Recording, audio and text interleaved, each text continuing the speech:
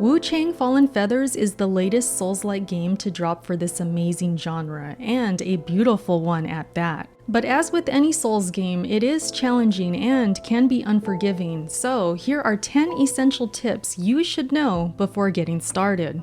Take your time. Wuchang isn't a game you can just rush through, especially in the beginning as you learn the game loop. It's best to take it one enemy encounter at a time. Work through the enemies diligently, as this allows you to slow down and explore, as well as memorize and get to know the areas. Wuchang is full of multiple paths, and it can be easy to get lost, so the last thing you want to do is rush as you learn these new areas. So take your time and choose your battles wisely, and use running as a plan B when you absolutely need to. When you kill humanoids or die in the game, it will increase your madness, which makes you more powerful, but also makes you take more damage, which can make the game harder. If you are at full madness, you can get rid of it by defeating the demon in white. She may show up randomly as you're exploring, or near where you dropped your souls from a previous death, so be on guard. And if you are struggling to beat her, try baiting her into other enemies, as they will start to fight and give her damage. So that way you can come in and clean up afterwards. Alternatively, to clear madness, you can use items such as the Trinity Bell or the Fragment of the Divine Gift.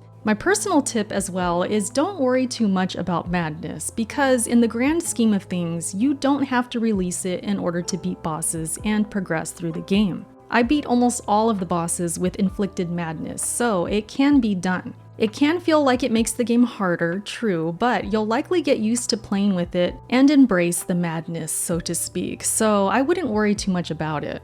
If you're using the axe, it has a default block move, but not every weapon starts with a block or counter move. If you are using a longsword or other weapon that doesn't have it to start, be patient, as you will level up and find counter moves on the skill tree. Once I got the sword counter for my longsword, it instantly made the game easier and certain bosses more manageable, so be sure to get this move and use it when you feel that a boss or enemy is getting the best of you. It really does make some encounters a total breeze, so be sure and use it. You can level up using the Impetus repository and then respec it anytime. Reset points on nodes in order to activate new ones you may be needing depending on the challenge before you. This especially helped me midway through the game when I started having trouble with certain bosses, so I highly recommend respec anytime, because you can. Revisiting merchants and NPC storylines really does come in handy. The payoffs are worth it, as they will reward you with items and information as you hand them items you find through the world and give them information they are seeking. Not only that, but it adds to the story and makes the game even more interesting. An even better reason to keep up with NPCs is that some of them will offer to help you in battle. If you do progress their dialogue, they will end up offering to help you, so what better reason to keep up with them and check up on them from time to time. Another good tip is that when you go to the teleport menu, you can look at the different areas and see where the NPCs are. It will tell you by showing a picture of their face, and then you'll be able to find them in that area. So definitely keep up with those NPCs, because it's worth it.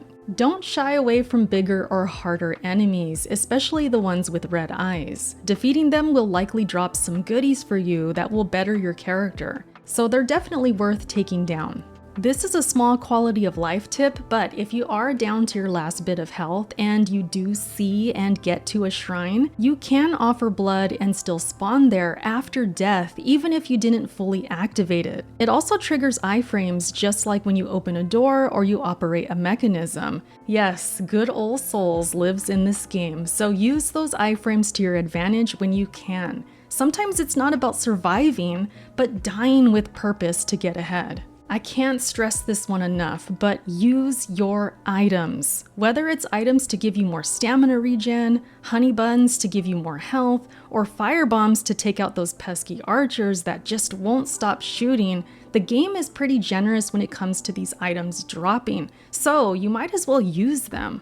Speaking of items, you'll want to get familiar with using the flying daggers, as this makes it easier to take down those birds you keep seeing around the world. The feathers that they give you can come in handy, especially on boss fights.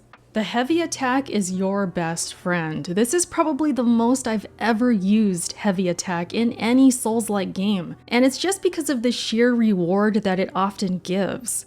If you get behind an enemy without them knowing, or they've exhausted their moves and give you an opening, hit them with the heavy attack, because many times it will drop them to their knees and you'll be able to do a backstab attack, which is deadly. So go ahead and do that and then land another heavy attack when they're on the ground too, because it's absolutely clutch. This not only works with enemies, but it also works on many bosses too. So I highly recommend getting good with it. It literally is a lifesaver, and it's carried me through this entire game. Not to mention, it's satisfying as heck.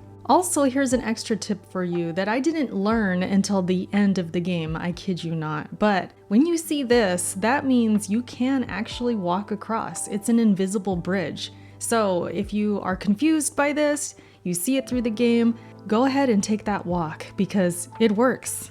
And those are just 10 tips on how to get better in Wuchang Fallen Feathers. I hope this guide helps and you enjoy the game as much as I have. Thank you so much for watching, and I'll catch you in my next video. Bye.